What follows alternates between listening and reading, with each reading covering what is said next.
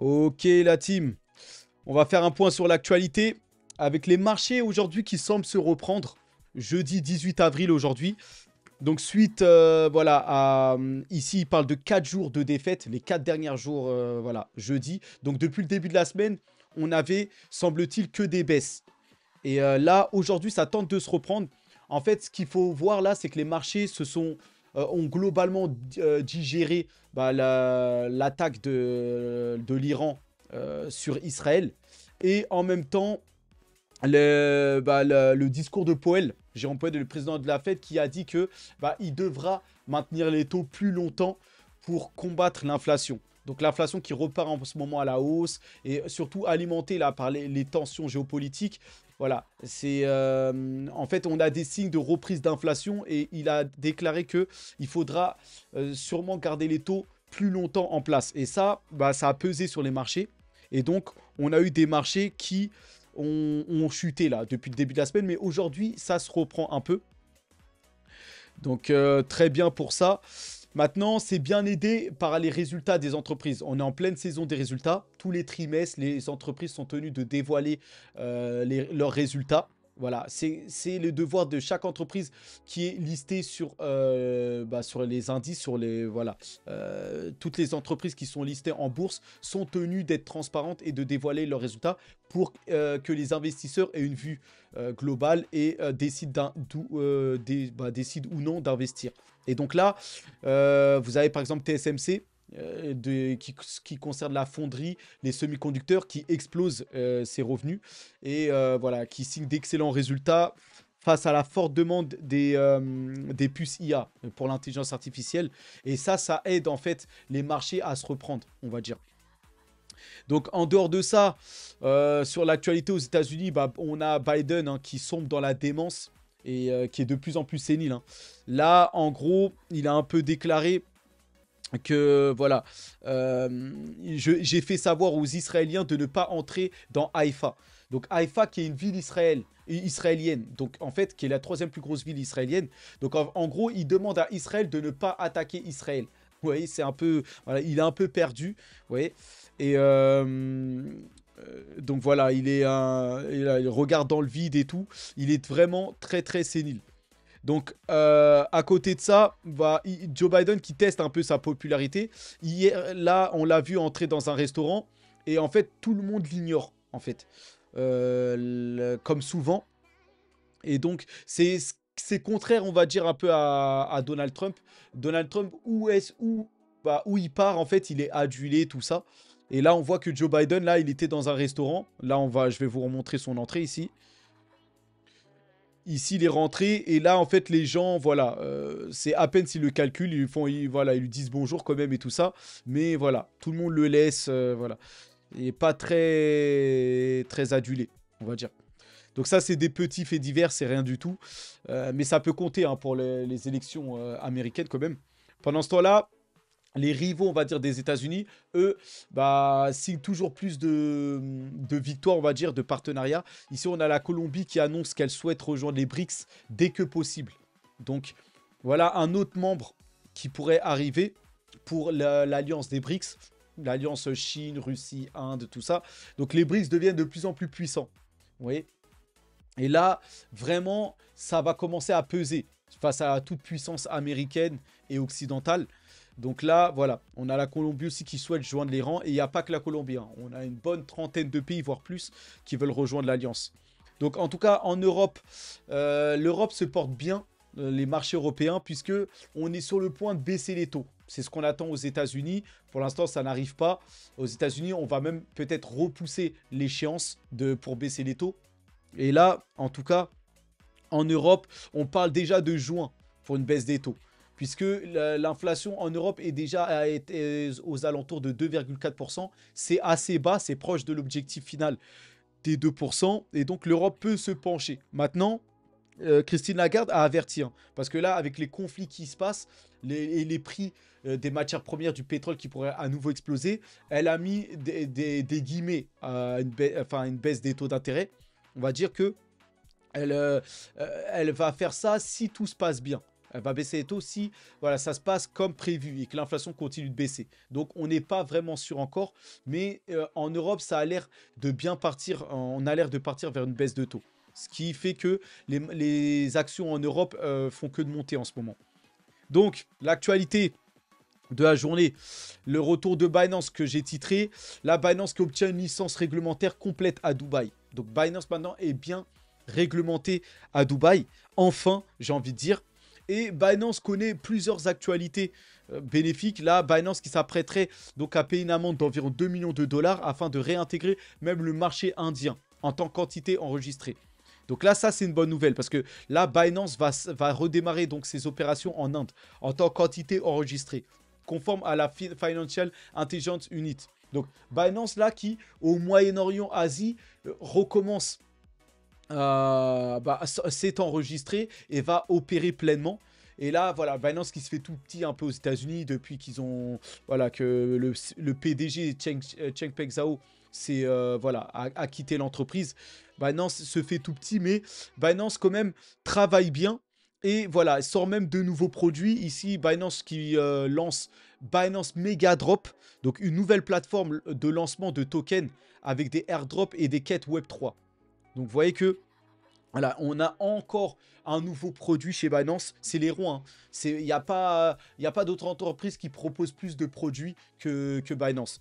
Et donc Binance, avec tout son écosystème, a beaucoup de produits à proposer. Et le dernier en date ici, c'est une plateforme de lancement de tokens avec des airdrops. Vous voyez? Donc là, c'est pas mal. Ça va énormément aider les nouveaux projets à se lancer. Et on sait que le monde est friand de airdrop. Airdrop, en fait, c'est lorsqu'une entreprise ou un nouveau projet se lance, eh ben, ils font ce qu'on va dire des distributions de tokens, en fait, et des distributions de leur crypto pour, pour inciter les gens à se lancer sur leur projet ou des choses comme ça. Et les airdrops, faut voir ça comme des cadeaux distribués par les fondateurs, par le projet, à sa communauté pour, pour avoir une hype et pour remercier en fait sa communauté, tout ça. Et donc ça, les investisseurs adorent ça, ou les spéculateurs. Et donc voilà, là, Binance, le premier projet lancé sera BonesBeat, pardon. Donc voilà, sur le Binance Mega Drop. Donc on va avoir une succession de nouveaux projets qui vont intégrer cette plateforme. Et comme d'habitude, ça va alimenter le token BNB de Binance. Voilà, avec tout ce gros écosystème dans Binance là. Donc que des bonnes nouvelles. Après, Binance n'est pas le seul, hein, ne sont pas les seuls à innover. On a Kraken qui dévoile son wallet Web3 sur Bitcoin, Ethereum et Solana. Donc voilà, Kraken qui dévoile un portefeuille, donc wallet, nouvelle génération pour les trois gros écosystèmes blockchain. Donc faudra compter aussi sur Kraken, hein, parce que si son wallet est très bien fait, les users, enfin, en tout cas ceux qui utilisent la blockchain, pourraient passer directement, faire les transactions directement depuis ce portefeuille. Donc on va voir si Kraken va réussir son pari ou pas. Parce que dans ce milieu-là, il y a beaucoup, il y a beaucoup de concurrence. On a Crypto.com qui a son propre wallet, Coinbase, voilà, Robinhood. Voilà, vous avez même les protocoles, là, Uniswap, tout ça. Vous avez déjà MetaMask, le plus connu. Donc là, c'est déjà full de ce côté-là. Mais il y a un nouveau venu. Et là, c'est pas des moindres. Hein. Kraken, c'est le 3e plus gros exchange mondial. Donc, c'est un mastodonte, hein, de la crypto. Donc, on verra ça en tout cas. Et donc, en tout cas, sur les cryptos, ça se reprend aussi. Donc, voilà, hein, Bitcoin est passé de 61 000, 61 000 à 63 000, voire 64 000 tout à l'heure. Il a touché 64 avant de redescendre un peu là. Mais aujourd'hui est une journée plutôt verte. Mais les 3-4 derniers jours étaient une journée plutôt rouge, enfin, étaient plutôt sanglante. Là, regardez, si je mets sur la semaine, vous voyez que on est en baisse en moyenne aux alentours des 20%. On a des cryptos comme Ordi, moins 30%, vous voyez. Mais là, Tao, moins 30%. Mais sinon, la moyenne, c'est moins 20%. Parce qu'on a des cryptos qui sont à moins 15%. Voilà. La moyenne, c'est moins 20, moins 25%. Vous voyez, sur la semaine. Hein. Donc, on est en correction. Hein. On est dans une tendance plutôt baissière, mais aujourd'hui, ça se reprend. Aujourd'hui, c'est plutôt vert. Tant mieux, j'espère que ça va continuer. En tout cas, voilà. Maintenant, voilà, les actualités ne sont pas les meilleures en ce moment pour les cryptos. Là, on a seulement le l'ETF de BlackRock, hein, qui est la seule à enregistrer des entrées, en fait, hier. En tout cas, des entrées d'achat de Bitcoin. Tous euh, les autres ETF, par exemple, enregistrent des sorties. Donc, il n'y a que BlackRock qui maintient, on va dire, le Bitcoin à flot. Et vous voyez, donc on espère que les autres ETF vont recommencer à avoir des entrées d'achat, des achats de Bitcoin. Mais là, il n'y a que l'ETF de BlackRock qui parvient à enregistrer des entrées nettes là. Donc ça, il faudra surveiller ça. Maintenant, on a quelque chose qui nous intéresse tous, c'est le halving. Tous les regards sont tournés vers le halving du Bitcoin. Donc qui va réduire la division, enfin la rémunération des mineurs par 2 et qui va amener une certaine rareté sur l'offre du Bitcoin, et donc un choc de l'offre peut-être qui va faire exploser le prix du Bitcoin. Bah, le halving là, ce phénomène qui a lieu tous les 4 ans à cette date-là à peu près, voilà, arrive demain. Donc la dernière fois c'était il y a 4 ans, là bah, demain on aura un nouveau halving qui va provoquer une nouvelle rareté du Bitcoin, qui va diviser le Bitcoin par 2. Et donc là on est à une journée, 8 heures et 53 minutes. Donc voilà, donc ça veut dire que demain aux alentours de, enfin 8 heures là, bon, ouais, c'est limite ça sera plutôt dans la nuit, hein, de vendredi à samedi que ça va se passer. Donc voilà, plutôt dans la nuit de samedi, je pense que ça va se passer. Ils disent que c'est le 20 avril à 1 heure du matin. Donc là, on va voir. Donc ce sera dans la nuit là du 20 avril, donc la nuit de 19-20 de samedi. Donc samedi dans la nuit là, à 1 heure du matin, on aura le halving. On verra comment ça se passera. Je pense que il va pas se passer grand chose pour moi. Pour moi, même le Bitcoin risque peut-être de chuter un peu, je sais pas. Par contre, je pense que toutes les entreprises liées au minage vont exploser. C'est-à-dire Marathon Digital, Riot, tout ça. Je pense qu'elles vont connaître une petite hausse. Enfin, une bonne hausse. Donc, on verra. Impossible de dire, hein. Ça, c'est que de la spéculation. Voilà. Et moi, je dis que peut-être ça va baisser. Ça se trouve, ça va exploser. Là, ça, il n'y a personne qui sait qu'est-ce qui va se dérouler. Le marché aime bien prendre le contre-pied de la psychologie générale. Donc, on verra ça. Maintenant, tout le monde est à fond, hein, sur le halving. On a BlackRock qui partage une publicité avant le halving Bitcoin. Donc là, voilà, un BlackRock, là, voilà, hein, le géant gestionnaire là, qui gère plus de 10 000 milliards d'actifs, voilà, sous gestion. Donc voilà. Là, ça fait des pubs carrément pour le halving du Bitcoin. Ici, on voit que le nombre de recherches sur Google concernant le halving Bitcoin est à son plus haut niveau. Vous voyez ? Donc là, tout le monde tape halving Bitcoin, tout le monde veut se renseigner sur ça. Google Trend prévoit qu'il atteindra un score estimé à 100 d'ici la fin du mois, soit plus du double de celui du dernier halving de 2020. Vous voyez ? Donc là, regardez, hein, le score, avant, on avait atteint quasiment les 45-50 ici. Et là, il prévoit qu'on monte à 100 d'ici la fin du mois. Les recherches, on sera à 100. Donc d'ici la fin du mois, tout le monde va taper sur Google. Il y aura une forte demande de recherche Google sur le halving Bitcoin. Donc ça va amener une nouvelle hype, et un nouvel intéressement à la crypto. Donc on va voir, hein. On va suivre ça de près. Et là, à l'approche du halving, on voit que les revenus en dollars des mineurs de Bitcoin ont rarement été aussi élevés. Donc vous voyez que, voilà, hein, comme ça, la rémunération va être divisée par 2. Donc là, on voit que les revenus des mineurs, là, sont en train de se raréfier et en train d'augmenter. Le choc de l'offre, on va dire. Donc là, leur rémunération est en train d'exploser avant de peut-être rechuter. Parce que ça va être divisé par 2, on ne sait pas trop. Mais là, on voit que la rémunération des mineurs augmente de plus en plus. Et pour moi, voilà, c'est ça qui va alimenter des projets comme Marathon et Riot Blockchain, les entreprises, les actions en bourse là, de ces entreprises-là. Donc je pense que les actions et les entreprises de minage vont être en pleine lumière là, avec le halving.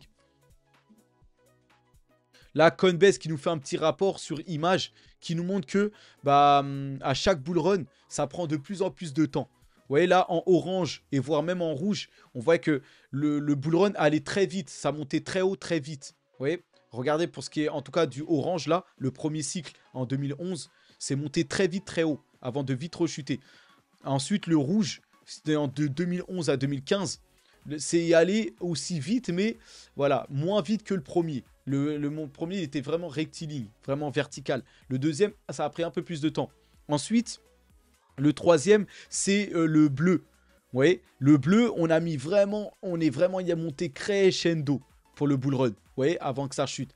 Et là, le quatrième, c'était encore plus bas. Le vert, là, vous voyez que c'est monté et ça s'est vite tassé et c'est redescendu. Donc, on voit que à chaque bull run, on va de plus en plus bas. Donc, je crains que le noir, finalement, bah, on monte, mais tranquillement, finalement. Vous voyez, et qu'on se tasse finalement bien assez vite. Donc ça, impossible de dire. Hein. Mais ça a l'air d'être de plus en plus compliqué là pour chaque bull run. Donc on va voir. On va voir. Donc pour le noir, vous voyez qu'il y a marqué We are here. On est ici à peu près. Donc pour le noir, il semblerait qu'on fasse le même tracé là que le cycle de 2015-2018, le troisième cycle bull run. Donc on verra si on fera ça ou pas. Si on va montrer crescendo. Ou si on va faire comme le vert, on va vite se tasser.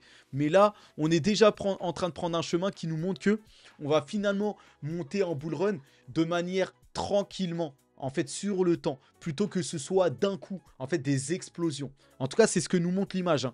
Tel qu'on est parti là, on dirait qu'on va monter tranquillement sur le temps. Vous voyez ? Et que c'est plus une explosion comme ça verticale. En tout cas, pour le Bitcoin. Hein. Ça, c'est pour le Bitcoin. Après, pour les autres altcoins, les petites cryptos, les petites capitalisations, ça peut exploser verticalement. Mais pour le Bitcoin, on dirait que le bull run, en tout cas, ou en tout cas le cycle crypto, parce que là, ça concerne le Bitcoin, hein, ce cycle. Donc, en tout cas, pour le Bitcoin, c'est de plus en plus faible. À chaque cycle, on va dire, on est de moins en moins fort.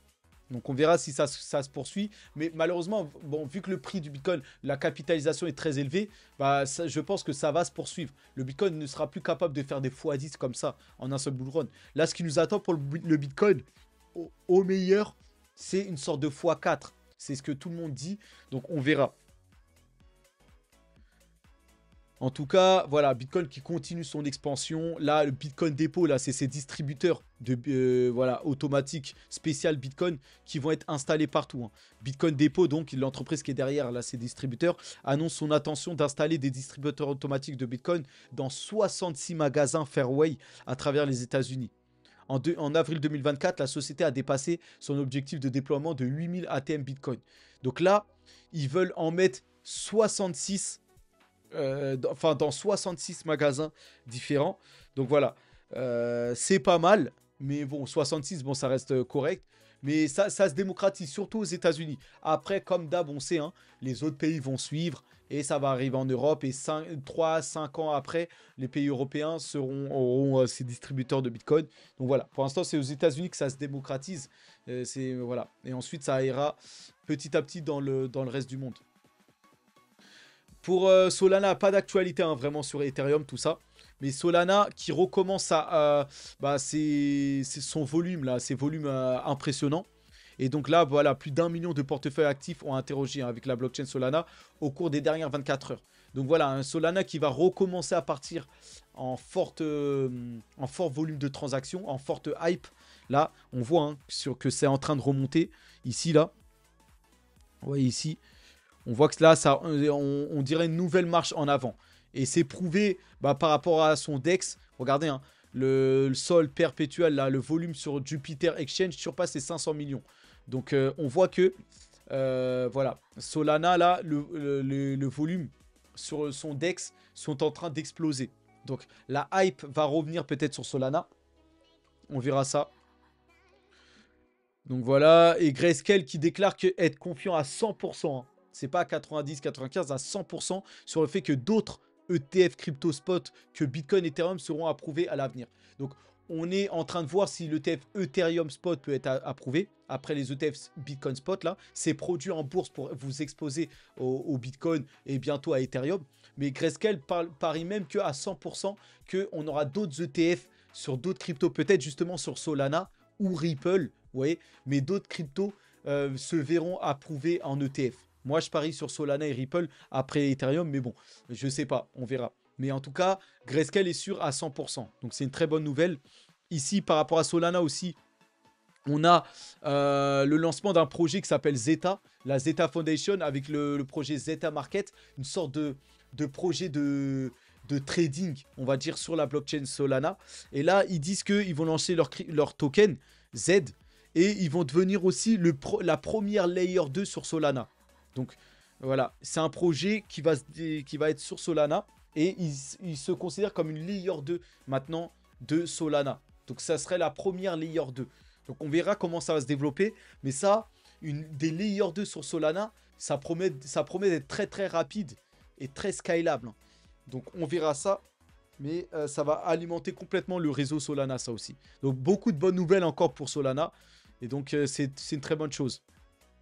Et ici, on a WorldCoin, le projet qui utilise le scan rétinien. En fait, qui scanne votre iris.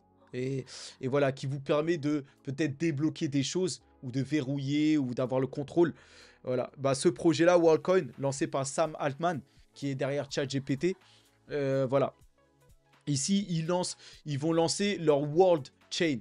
Donc, un réseau spécialement peut-être dédié pour le projet WorldCoin, ou en tout cas World Chain dans le courant. Elle sera permissionnable, open source et destinée à être gouvernée de manière indépendante par la communauté. Donc là, World Chain apparemment sera lié à l'écosystème Ethereum. Donc, on va voir ça. Mais on va voir. C'est lié à tout ce qui est le scan iris. Je peux vous mettre un WorldCoin là, ici. Je vais voir s'il y a le site encore. WorldCoin. Et donc, regardez ça, si vous voulez voir le site. Pour tous les humains, ils parlent de pour tous les humains, hop. Pour chaque être humain, voilà. Ici, je sais pas, voilà, vous avez le scan iris, là. Bon. Vous avez le World ID, ça s'appelle le World ID, là. Et en fait, avec ce World ID, ici, c'est une boule ici qui va scanner vos yeux. Et voilà, vous allez pouvoir après avoir une identité, on va dire, qui va être créée sur la blockchain. Et là, qui va vous permettre de déverrouiller des choses et tout ça. Ça, c'est l'ambition de WorldCoin, de scanner votre iris. Et en fait, pour assurer une certaine sécurité. En fait, vous pourrez débloquer des choses que par votre scan rétinien, on va dire. Donc, on va voir. Là, ils ont lancé la World Chain. Donc on verra ce que la World Chain va pouvoir faire. Et cette World Chain sera liée à l'écosystème Ethereum, le réseau Ethereum, je sais pas. On va voir ça. Donc voilà pour les actualités du jour. Il n'y a pas grand chose. Mais voilà, c'est le retour un peu de Binance qui s'enregistre partout. Enfin partout, à Dubaï et en Inde, qui réintègre peut-être l'Inde. Et qui propose de nouveaux encore produits, tout ça. Donc Binance qui se reprend petit à petit. Sinon sur les marchés... Eh bien, on a les marchés qui se reprennent aujourd'hui après plusieurs jours de baisse. Donc, peut-être que tout a été digéré. On va voir si maintenant, on va enclencher un nouveau bond, là, un nouveau rallye. Donc, on se tient au courant pour d'autres actualités par rapport à tout ça. Donc, je vous dis bonne fin d'après-midi, bonne soirée. Force à nous, hein. Allez, à plus.